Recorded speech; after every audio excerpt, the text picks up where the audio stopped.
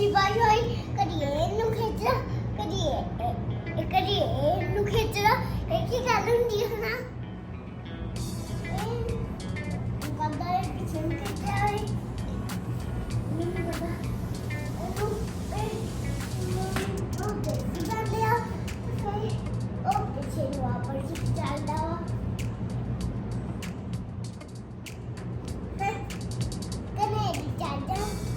ਕਨੇੜੇ ਚੜ ਗਿਆ ਉਹਦੇ।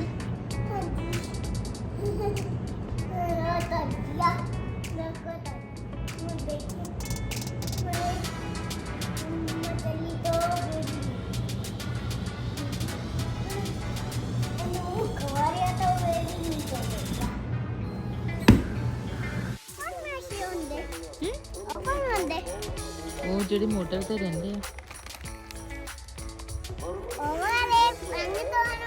ਹਾਂਜੀ, ਜਿਨ੍ਹਾਂ ਨੇ ਤੁਹਾਨੂੰ ਪਤੰਗ ਉਡਾ ਕੇ ਦਿੱਤਾ ਸੀ ਨਾ।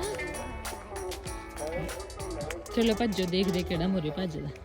ਕੱਪੜਿਆਂ ਦਾ ਕੀ ਕੀਤਾ ਹੈ।